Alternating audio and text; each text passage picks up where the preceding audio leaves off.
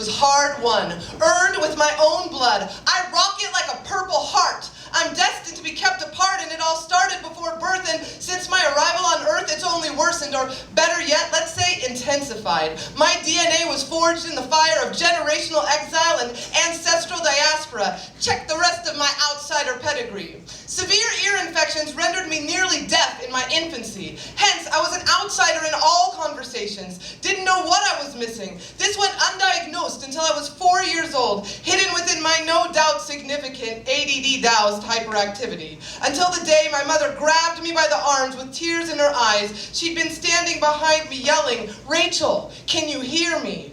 A minor operation performed by a pediatric surgeon with a sadistic aversion to anesthetics fixed me. The pain was indescribable, but not hearing had already shaped me. My other senses had been heightened, attenuated as a matter of survival. And then there were the childhood night terrors, the early stages of full-blown narcolepsy, misread for decades by doctors who labeled it anxiety and prescribed fistfuls of sedatives until finally a map of my brainwaves laid plain the reality. Outsider black belt status awarded in leaving my body, consciousness popping off like a bottle rocket even more often than I wanted, which was already a lot. And then there's the suicide gene, dominant and double helixing through my system like my fingerprints or height or dark hair, definitively a part of me. Been a stranger since the beginning, an outcast since jump. Conformity has never made sense to me. I don't get that mainstream feeling. Approval? That's something other people receive.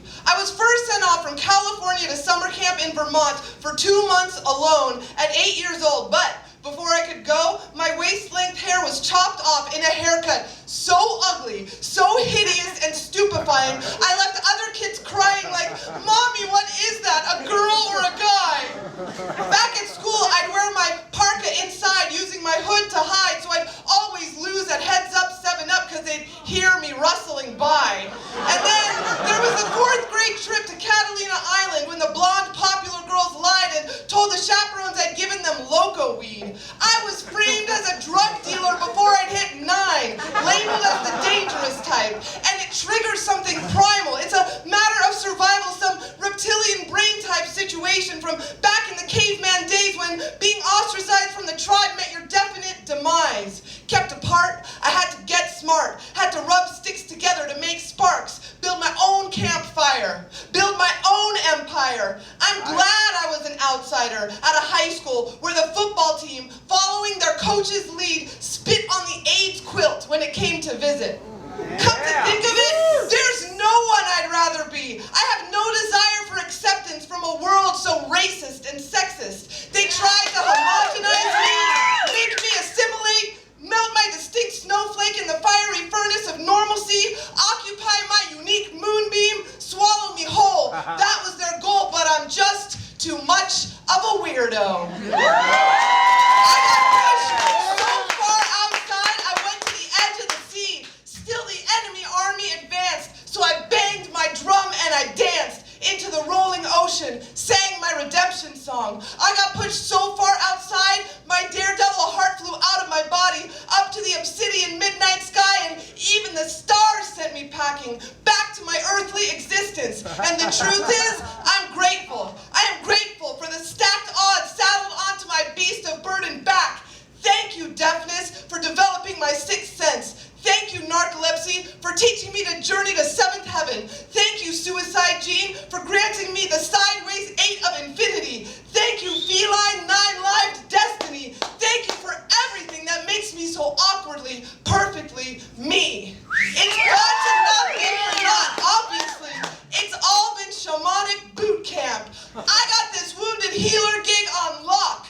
My outsider status grants me access to realms unknown. Now I got room for every outsider to come inside me. Make me your home. So, this is for the Tibetans exiled from China who become more Tibetan than ever. The Hebrews who refuse to blend in, and the rain dancers estranged from their sacred land. The African diaspora high priestesses forced to syncretize Yoruba goddesses behind the name of Catholic saints just to keep them alive. The women of Juarez and their righteous cries beyond destiny. The Koreans kept under lock and key. The gawky teen goths dodging lobbed lunch remnants on the high school to refuse to stop speaking to imaginary friends more real than you or me. I am here to sing the song of your pain. My outsider heart can contain all of your suffering. I will abide and chant you into healing, revealing the sweetness of your deepest inner being. Warm your lonely bones by my campfire. I'm getting off on your grace. What I'm saying is, yo, you're my freaking hero. There is value in suffering and surviving. I am grateful to you for remaining alive. I'm in awe of you. I honor you. I am unwilling to give up on you. When the darkness comes, when you can't see your own beauty, baby, let me show it to you. Yeah. All this professed independence and self-sufficiency sounds excellent in theory, and yet I'm here to reveal something simultaneously ancient and revolutionary. In this very moment, we are believing each other into being. We need one another in the dearest, most etheric sense, and this interdependence is the most difficult, beautiful, heartbreaking, strange, amazing, graceful, aching faith. This is the definition of faith.